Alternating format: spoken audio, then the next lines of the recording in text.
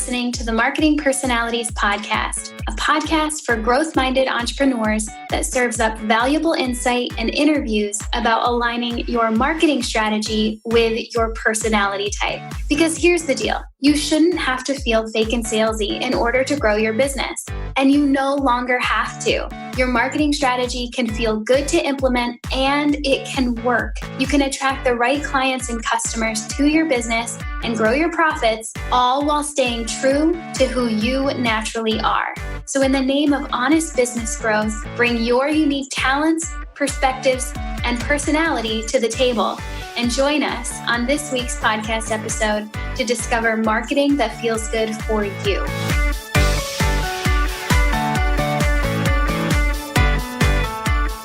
Welcome back to another episode of the Marketing Personalities Podcast. I'm Brit Kolo, and I'm here today with Amanda Boleyn of She Did It Her Way. Amanda, thank you so much for being here. Brit, thank you so much for having me. It's always a pleasure. Always a pleasure. Amanda is not a brand newbie to this podcast, and she's definitely not a newbie to podcasting. If you're hearing her name and being like, I think I know that girl. Yeah, you probably do, because you're a listener of podcasts, and she has a very long time podcast. I mean, how many episodes are you up to now?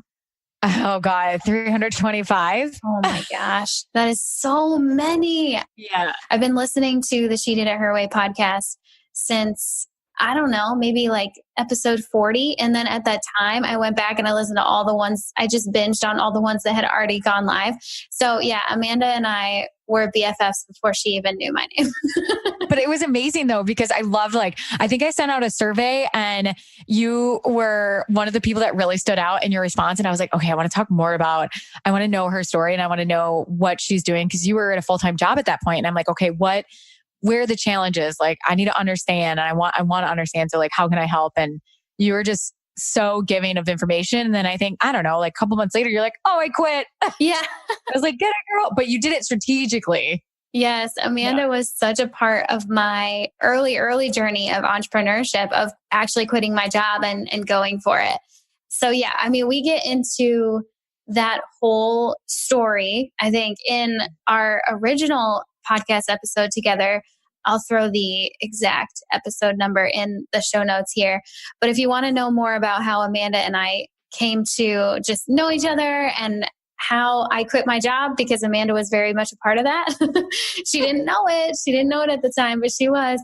You can go back to that episode. But today, Amanda is back on the podcast and we're here to talk about what it's like to be an ESTJ personality type in business, and how to align a marketing strategy to those ESTJ superpowers, which Amanda has because she's an ESTJ. But before we dig into that, I want you to know Amanda a bit better. So you can kind of just get a feel for, okay, who's this girl behind the mic? So Amanda, tell us, aside from being a business owner and a podcaster, who are you in this world? What's going on over there in Chicago? Oh, well, it's April showers right now. Holla. No, I mean, some background information just to kind of check some of the things up. But I'm originally born and raised in Iowa, from Dubuque, Iowa. And then I went to school there. But I would say, and I never even thought about this until Brit, when we were in San Diego for Mastermind Live, that you had come up to me and I forget exactly what you said, but then through the conversation, you're like,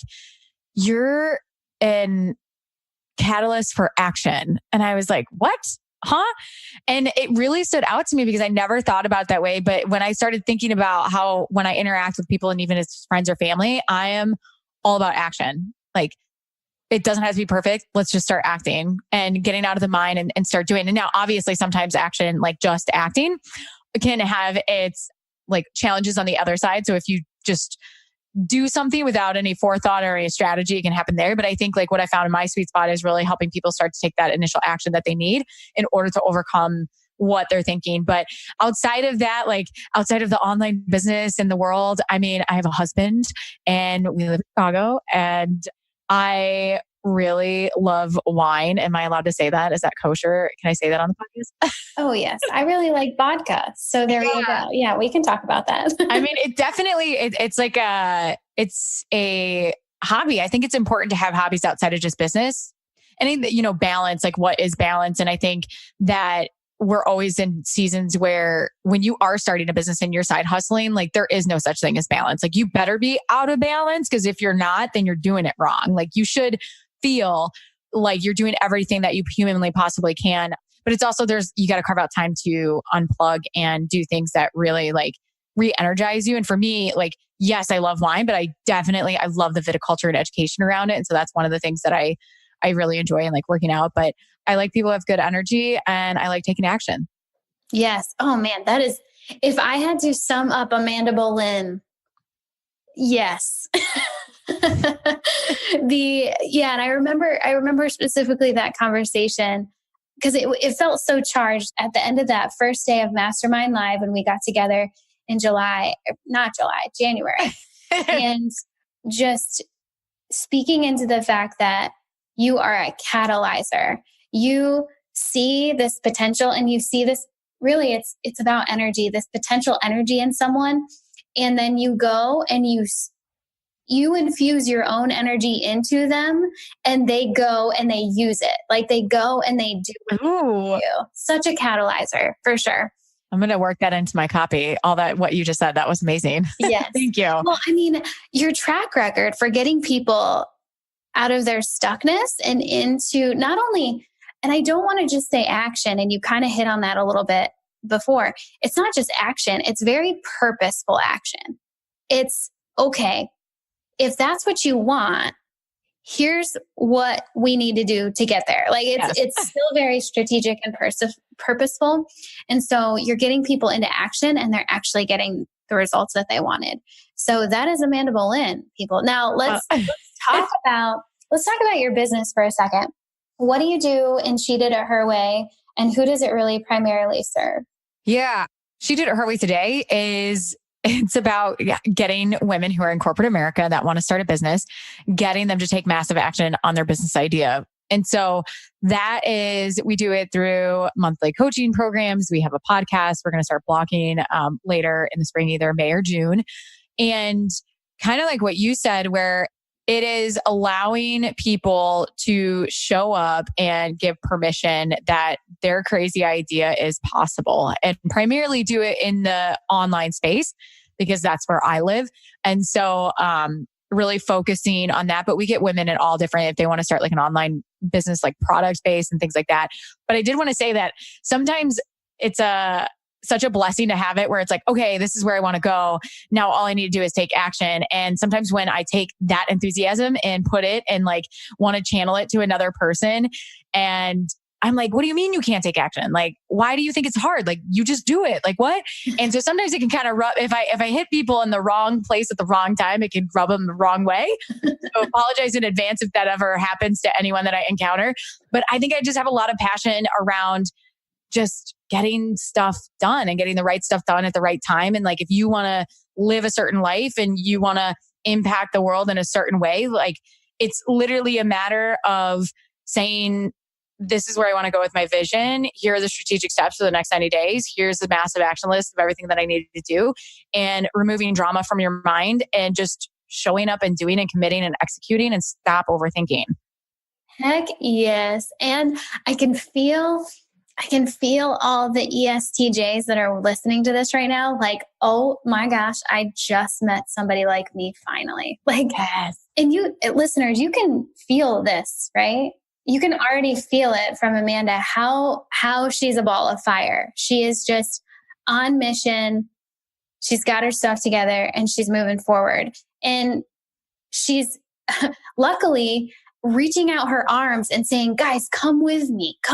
Like, I can help you. Let's go. That is totally how I see you. And that's the ESTJ, which we'll get to in a second. I want to know a little bit of background story. You are right now, and She Did It Her Way, you are catalyzing female entrepreneurs who are maybe in that corporate world right now, but really have that entrepreneurial calling. And you're helping them move out of corporate and into a sustainable business model where they can really go after their dream of being an entrepreneur and bringing whatever they have within them to light, to sell, and make a living. How'd you get here? I mean, do we have more than 45 minutes? No. No, you're like, for the sake of the listeners, no, we don't. Yes, I will unpack that and do my best to sum it up. First of all, I think, and I'm guilty of this too, is making sure like keeping things in perspective, right? Like when we see someone who's online and it looks like we create this narrative of like, everything's perfect and everything's fine. No, it's not always perfect. It's not fine. I just sent a message to my email list about how we got like one of our very first negative comments, or at least that came to my attention. And, 12 months ago, if I would have gotten that comment, I would have been like, oh my gosh, like what? Like, how can I make this person like me? And now I'm like, okay, on to the next. Like when you are a creator and you are an artist and you put your craft out into this world, like there are going to be people that don't resonate with it. And you just have to learn to be okay with it and understand that like you are resonating with the right people that you need to be at the right time to inspire them to do what it is that you're helping them with. And so going back to like how we got here. Okay. So timeline of events, 2010, graduated college, had a finance degree, entrepreneurship, didn't really know like what I wanted to do, but I got an offer to work at Target in their stores in West Des Moines, Iowa. So I went to University of Iowa, go Hawks. And I was there for about a year. I learned a lot around talent management, talent development, cultures and things. And that really inspired me to say like, okay, it continued my obsession with self-development and self-help and like, how do we better ourselves to better the environment around us? And from there, like I knew I didn't want to be in corporate for a long time, but I didn't know what I wanted to do. And I was fortunate enough at the time to have a mentor who could show me what was possible. Because I think it's really important to start surrounding yourself around people that are doing what you want to do, because it's really difficult to be something that you can't see. And because I knew that he was living a life that I wanted to live and have the freedom that he had, it was, okay, how do I do that? And sometimes it's just a matter of saying yes to every little moment that puts you outside your comfort zone.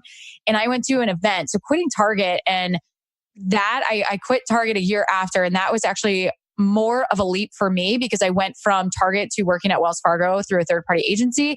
I took a 20% pay cut. I didn't have benefits. It was interim, so I could have been let go at any time. But you kind of like learn to make it work. I got like 25, 30 hours back to my schedule each week because I wasn't working retail. I worked a job at a gym, so I got a free gym membership and I got to read books while I was there. And so you kind of figure it out. But during the transition, I went to an event called Succeed Faster, put on by my mentor at the time. And I met one of the speakers, Chad Carden, who spoke, and he was like super, I mean, he reminded me of Tony Robbins in the sense that he was just kind of intense, but he was also an action taker, and he was getting people up on their feet, and he was inspiring. And his company, I was like, I want to do what he does. And his company is, he delivers employee engagement, sales training, and things like that to companies where you really unpack like attitudes and beliefs and behaviors and things. And I was like, okay, I want to work for him. So fast forward May 2012, I got a call and he said, we have this project with AT&T. Do you want to see it at the table? I was like, heck yeah. I have zero clue of actually what I'm getting myself into, but let's do it. Flew out to San Diego, left my job as a recruiter. And I didn't realize that when I got to San Diego, I was actually still trying out to be a facilitator on the bench. And I was like, oh, the pressure's really on. Okay, shout. And I was like dying because I had never like facilitated. I didn't know how to like get people up in a room and all this stuff. So anyway, that was 2012. I probably did that pretty consistently for about 4.5, 5 years straight. And during that period of 2015 is when I started She Did It Her Way podcast. And it was started as a hobby just because I was like traveling, living out a suitcase every week. And I really wanted to find this like creative outlet for me. And it wasn't until about 2017 that I was like, wait a second, like there's a lot of people tuning in every single week. And I get people in my network that are like, how did you do it? How did you quit your job? And I was like, there's something here. Making that transition from a contractor, someone who's like a 1099, to really building a business was a big learning curve. And it was definitely not easy. And that's why I think like anytime someone tells me that they want to quit their job, don't quit your job on an emotion base. Don't do it because you are just so sick of your job, and don't leave your job because you hate it. It's almost like learn to be content and like neutral with your job before you like end it. But through that process and just a lot of trial and error, 2018 was messy, massive action. And I really think that if people get comfortable with taking messy, massive action versus trying to make it perfect, passive action, you are going to see so many results. You're going to learn so much about your market. You're going to learn so much about yourself. And it's really exciting to come into 2019 and be like, okay, we did all of these things. Like, what do I want to keep? What do I not want to keep? Who's showing up? And you just constantly are in a reassessment mode. And like you and I were talking before we got on the phone or the call or Zoom about, now it's once you lay the initial like groundwork and you build upon it, you get to go back and iterate it. You get to go make it a 2.0. I always find a lot of people want to make it the 3.0 on their first chance. And like, you can't get to the 3.0 until you build the 1.0. And you have to be okay with it not being perfect and know that it is part of the process. And once you know that, you just take the pressure off of yourself. Like, that it's going to be messy. That it's going to be hard. You're going to get uncomfortable, but you're going to stick to the outcome that you want, or you're going to stick to the goal and you're just going to follow through. So yeah, a lot of failing is really how it's got here. And, learning is, you guys, it's okay. It's going to happen, but have fun with it, experiment. And that's why it is so important to plug yourself into communities like Brit, like your community. It's so important for people to get to know other people. Same thing with She Did It Her Way, because there is enough room and enough abundance in this world to everyone to do what they love. Like, I think sometimes, at the beginning, I had a limiting belief thinking like, oh, wait, what? Can people really have an online business? Like it's so saturated. And it's like, there's billions of people in this world. Like, yes, you can. And stop being scarcity mindset, Amanda. Like, yes, you can have a business. Like, because listen, like my voice, people are going to take things and certain people are going to resonate with my voice and certain people are going to resonate with others' voices. Same thing of like, some people resonate with Tony Robbins and some people resonate with Brendan Burchard. Like, the world needs your voice because certain people are only going to resonate with your voice. And that to me is like what I keep reminding people in my community of, like, you got to go for it. Cause I had someone say like, this is the business that I want, but it's already being done. And somebody has all this stuff. And I was like, yeah, but not everybody knows about that person. Like, you have to get out there and do you and your business. So, and do your way. Do it your way. I mean, yeah, She Did It Her Way, guys. Like, that's her entire business name. So there you go. Yeah. And I think that really speaks to not only massive action, but consistent action on your part. Just like you said, it's like, yeah, there was a lot of fails in there. There's a lot of learning in there. There were a lot of leaps of faith too, on all fronts, like from one thing to the next, like leaps of faith, and trusting that regardless of what happens, you can make it work. It's not going to be the end of the day, end of the road for you. You're going to figure it out. I love that energy that you bring to the table. And I hear so much of your personality type in there with also like a sprinkle of, and I can't control everything, so I'm not going to try, which I think sometimes can be an Achilles heel a little bit for an ESTJ. Really, we're talking this month a lot about the Sentinel tribe, and those are the ones with the S and the J in there. And that Sentinel tribe, so good at organization and very order driven. As long as things are in order, they can move forward. And I see that. And I also see a healthy dose in you, like a really healthy balance of, yeah, I've got my stuff in order. And just because things aren't absolutely 100% perfect, I'm still moving forward. So I like that blend for you. Yeah. Tell me, has that been a struggle for you in the past? Okay, girl, that is so funny you say that, because that is something that is always, I'm super aware of, because I have to manage my mind, because otherwise, like, I am also very process driven. So I took the rocket fuel test. Did I say that right? Is that rocket fuel? Mm-hmm. Yeah. And I actually scored like 85, 87 on the visionary, and I scored a 91 on the integrator. And so for me, like, as great as I can like take action in the moment, there are times when I want to stop everything and clean it up before I move forward. But with a business, so often you have to be comfortable moving forward, even though something else isn't perfect or it's undone in some sense. Like, you don't want to get in the habit of like leaving things undone, but you also like have to know when it's okay if you're going to say no to something and just be like, you know what? That was a project that I didn't finish. We're moving on. Like, let's keep going. So for example, like She Did the Her Way Society. Initially, I wasn't going to open it up when I did, because I was like, no, it's not perfect yet. Like, I want to really vet this out. But I was like, no, I just need to like open it and get more people in and like just keep the train moving. And it's so funny you say that, because when I was at Target, they had, you got one opportunity and 2 strengths. And when I first started, like my two strengths for like engaging and kind of like, I don't know, something else very much like my personality driven. And when I left, it was like manage talent and something else, a little bit more concrete communication. But then the opportunity that I had was they're really good about like, okay, they put you in a role that they think that you're going to be successful at and you're in it for 18 months. And then the next role, since I was on the hypo track and when you're on a high potential track, you only do 2 18-month rotations. So your first one is always like what you're really good at, get some success, wins. And then if you're on the hypo track, they want to put you in a role that you're not good at so that you can learn it. And usually it's HR or operations. So you're doing an overnight role. And my next role was going to be operations because I would get in the habit of like stalling on doing something because I was waiting for something else to be perfect and like waiting for something else to be done versus getting comfortable with like having it be messy. And so, yes, that has been something that I've had to learn the balance of, okay, it's not perfect. Maybe there's not an initial process around it, but I have to be okay with still taking action. Most of the time when I take action, like it's so funny. And you brought this up, like if someone says that they want to do something, my default, and this might also be because I'm a high 1 on the Enneagram test. I'm like, I don't want to do anything until you tell me how there's going to be a process, how we're going to scale it, and who's going to be leading it. Like that is totally me because I'm like, okay, guys, we can talk all day about all this visionary stuff, but like at the end of the day, how are we impacting people? What is the process to deliver it? And what is the follow-up? Like to a T. And you just brought that up in San Diego and I was dying laughing because I was like, yep, that's true.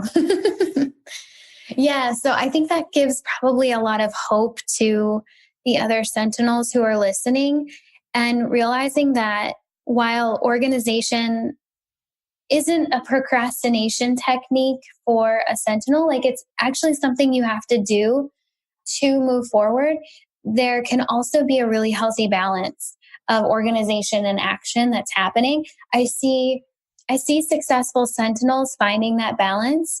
And then I also see sentinels who feel like they're struggling and they don't feel like a success yet. It's in the organization and then not moving forward. So, yeah, I mean, if you want to move forward, just tap into this woman right here, Amanda, because she will catalyze you into whatever you need to do with your life. But I like seeing that it hasn't necessarily always been like that. It's been a muscle that you've needed to strengthen over time. And I would say it's really, again, going back to like, how do you manage your mind? Because your world is your lens and the way you make things mean is your blueprint. And you can always understand and see someone's blueprint by the words that they use and the phrases that they talk and the questions that they ask. And you have to change. Like the example I always give is, okay, so you failed. If you try to do a program, it didn't work. Instead of attaching the meaning of failure to like, oh, you shouldn't do this anymore and you shouldn't try, you should attach, oh, failing, actually, I'm going to attach it that it's A, it's good news because it's giving me data and information, I'm experimenting, and B, attaching that meaning that it's part of the process. And so for any other executive ESTJs out there, like it's also just learning to manage the mind and how you think about it. And like, don't think that just because there's not a process that it's all chaotic and chaos. Like it's just managing the mind and the thoughts that come awry. Okay. So this is massive because I see you doing this in the way that you help people, like in the way, especially your 8-week BYOB program. It's literally like a template for business. Like if you want to start a business, like you just follow the template. And we know sentinels are so great at templates. You love using templates. You like creating them because you're so good at organization. And that's like your entire 8-week program that you've created. Right. It's so perfect for you. And I see a lot of the, not just managing of the business happening in that curriculum. I see a lot of the managing of the mind in that curriculum as well. And you bring that to your podcast, like every single week. There's always if it's not the entire podcast episode, there's a hint of that in there. It's like, okay, there's a lot of external things going on here. What's going on inside your head? Because that's what's really the driver here. And I also know, I want you to take us, I didn't really plan to go here, but I want you to take us into how you set yourself up for massive action every day in your morning routine. Because the reason I ask this is because I see you using your organizational skills and your management skills on yourself in that morning routine. Mm-hmm. I'm just writing it. Okay. Oh my gosh. I love it. I love it. I think let's back up, kind of like zoom out, if you will, from the morning routine, which the morning routine is definitely way more condensed. And right now I'm not doing all the things that I typically do because I'm in this non-balanced state of my life, which I'm okay with, because sometimes when we're not in balance, you get such a different high, right? And then there's times to be in balance, but it usually like making sure that you get things done is, and we just did this in the Her Way Society quarterly planning, was look at the next 90 days, which is perfect because we're in Q2. So close your eyes and envision like, where do you want to be in the next 90 days?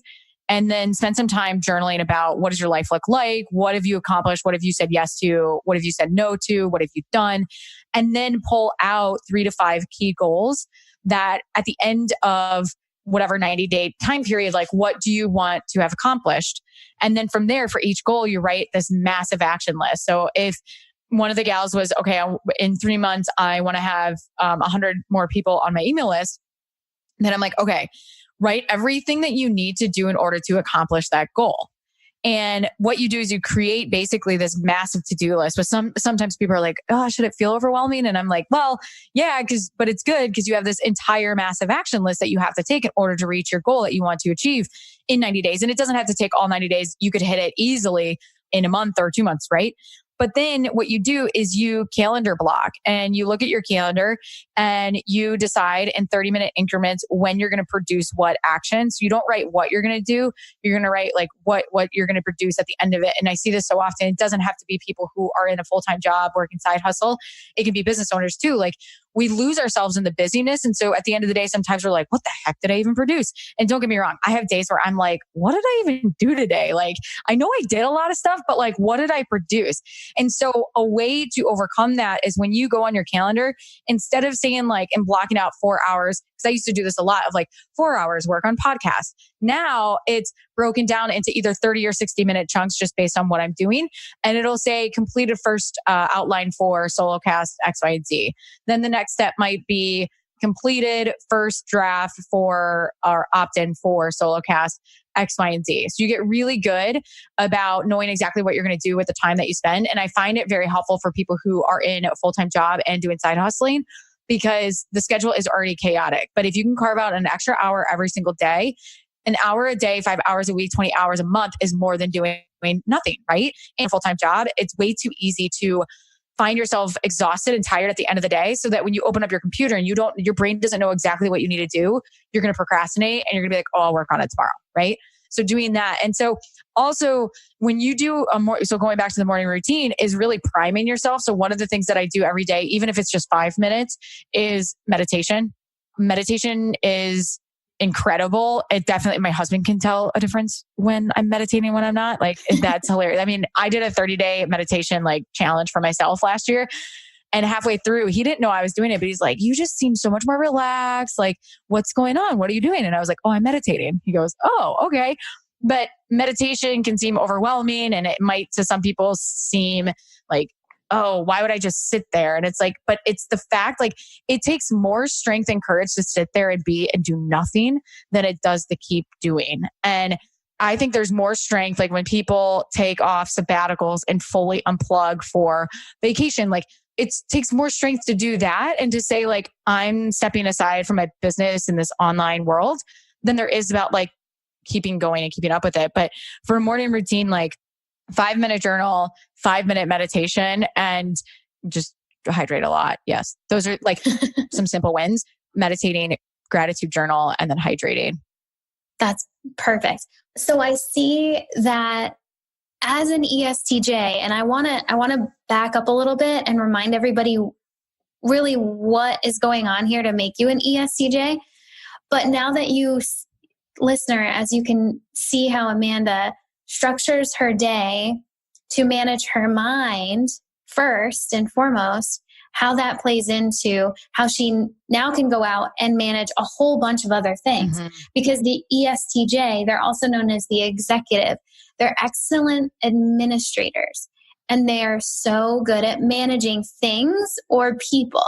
So the fact that you yourself had said earlier was like, the key is managing your mind. Yeah, it is. I agree. And an ESTJ, for sure, is able to do that because they're so good at managing things. So as an ESTJ, we know that you're a part of the Sentinel tribe and you're order driven. You're also really great at being on a team. Yes. Right? Super good at being on a team. And templates are like the thing. When you can use a template, when you can give somebody a template, like, here are the steps, go ahead and put them into play. That feels really good to you. Mm-hmm. There's order in that. And so you can feel like you're doing a good job when you have a template in place.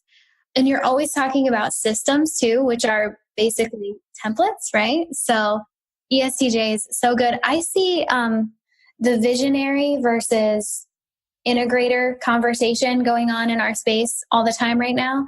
ESTJs, you already said it, you definitely have the visionary ability and you have the integrator ability. And I think that ESTJs often fall pretty strong in both categories. Oh. But their integrator abilities are so strong. They are the ones, if they're not the face of the brand, they're allowing the face of the brand to actually do what they do as in the integrator role. And they're so often ESTJs. So that's kind of interesting. And you're doing both because you've got both of those abilities in you. So very cool to see that happening. And I see that order drivenness, the templates coming in and the managing of not only the mind, but also other people coming into how you structure your days, how you do your 8-week BYOB program, which we'll talk about in a little bit. And you template things out. I see it also in if you guys didn't know, if you don't know Amanda, you might not know this. She hosts an annual summit, a live conference summit. And I see your ability, hosting something like that is not easy. There are so many moving pieces, but you are the manager of moving pieces. Yeah. So you can do that really well. And it's not all about you. It's about all the speakers that you're bringing in. And that's also something you do really well, right? You catalyze not only yourself, but you catalyze other people. And you're bringing all these speakers together so you can all move forward together.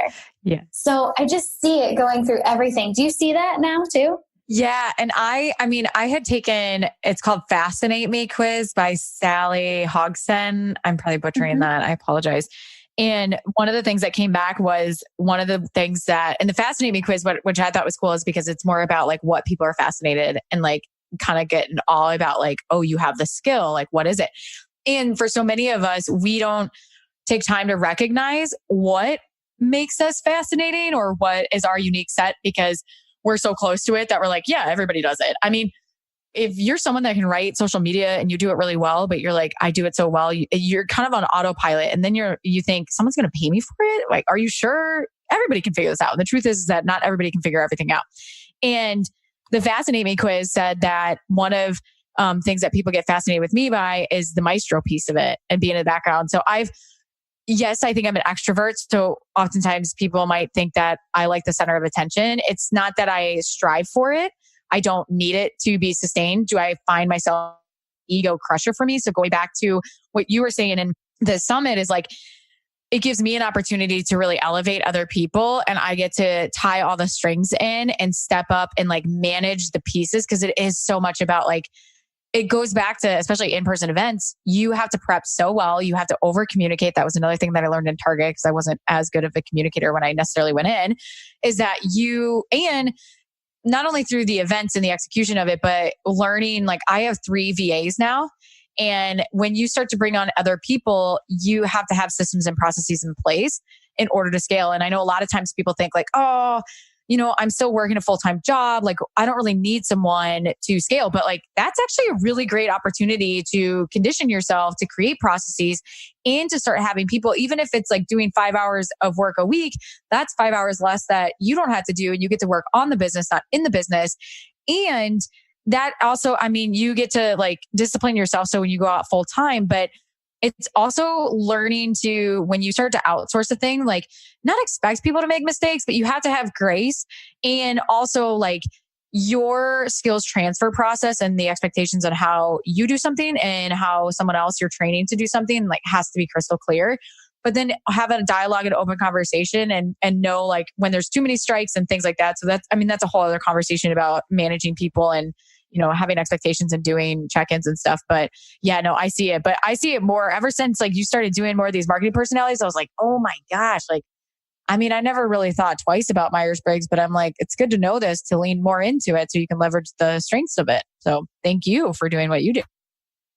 Yeah, absolutely. Well, and for an ESTJ, what we were finally here, this marketing strategy that works really well for the ESTJ is going to be leveraging an affiliate or an ambassador program. Now, that doesn't have to look like a strict affiliate program.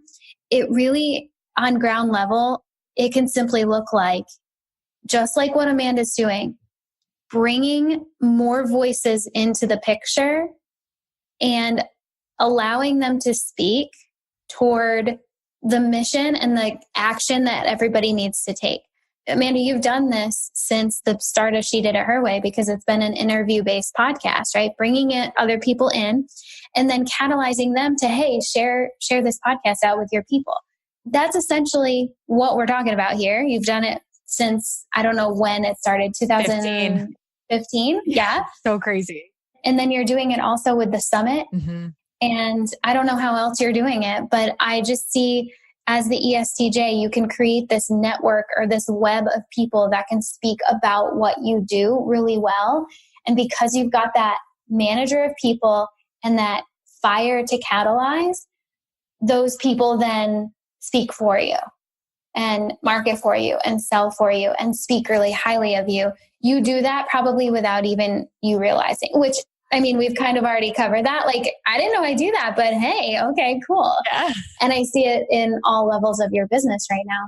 Well, and you also inspired me to not only from like an affiliate standpoint of like, other people going out and being the, marketing sound, if you will, for She Did It Her Way and all that stuff, but also like for me to get comfortable to do affiliates like in a formal setting with other people because, and this goes back to managing your mind. I had always thought like affiliates, when people would do them, like, they're just pushing affiliates because they're making money and da, da, da, da. Like that was really a terrible limiting belief of mine because in reality, it's affiliates, I think, get a bad rap. And I had leaned into that where I'm doing the marketing for that company is basically what it comes down to. And it's really given me the confidence to say like, yeah, people should go try Podia. And here's my link. Like I'm telling you, and I'm not telling you just because, I'm getting money on the back. Like some people might do that, but I'm genuinely telling you because I use a software program and I love it. Or I might say like, here's my link for ConvertKit. I use their email provider. Like I'm not going to tell you to go try something if I don't use it.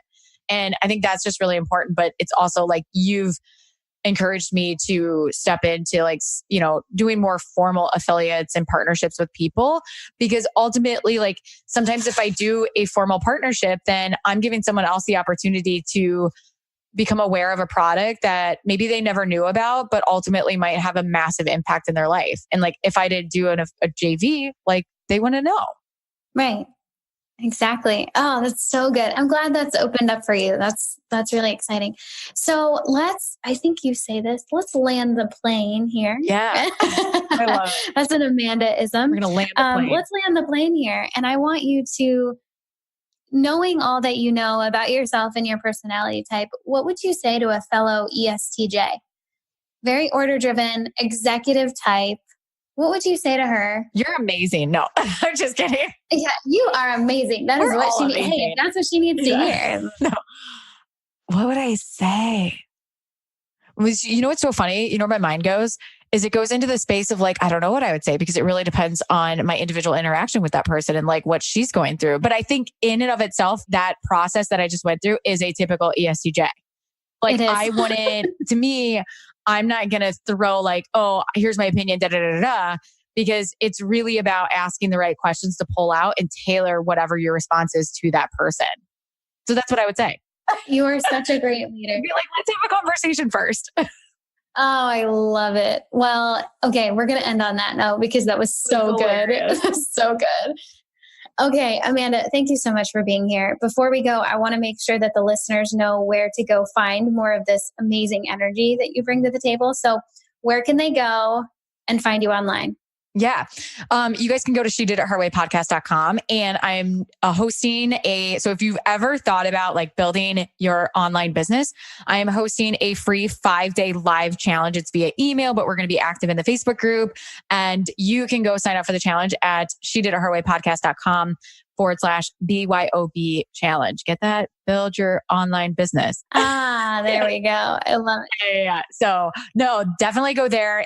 I'm really excited about it because I feel like it took me years and months to crack this code.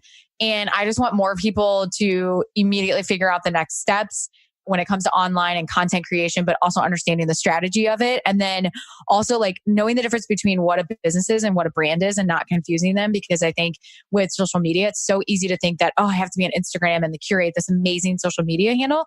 But it doesn't really matter if you're not impacting people on the other end. And like that, your business is what is going to allow you to move out of corporate, or even like if you're out of corporate right now, like focusing on the business and letting the brand come like secondary is really what's going to be a game changer. So it's like I've spent hours crafting and like creating templates and there's that word template for everyone who joins. And we're going through a different topic each day. So you can find out more information at shediditherwaypodcast.com/BYOB challenge. And that challenge starts on the 29th of April, right? Is that right? Yes, correct. So it is live. So it starts on Monday, April 29th at 9 a.m. Central. So I highly encourage you to get your email in before April 29th. But after that, I'm going to close it because again, it is live. I'm sure I'll reopen it up on an evergreen basis, but just come in the live. I think that when you show up live and you do things in the moment and hold yourself accountable, you're going to see greater results than if it's like, I'll get to it when I get to it, right? Like there's that action piece again. Totally. There we go. Oh man, we're just like running circles around this thing. Yeah. This episode has gone live on April 25th. So perfect. On Monday, you guys, this challenge is starting. So you have to go to that URL. Can you say it one more time? Yes. shediditherwaypodcast.com/BYOB challenge. Okay, perfect. And that's going to be linked right in the description of this podcast episode. So you cannot miss it. Just click it, go over, boom, you're in the challenge. This was so good. Amanda, thank you so much for being here. I really enjoyed this, and we'll be back next week with another interview. I love it. Thank you, Brit, so much. And massive thank you to the listeners as well for allowing me to show up and slide into your earbuds. Thanks so much, Amanda. All right, we'll catch you next week.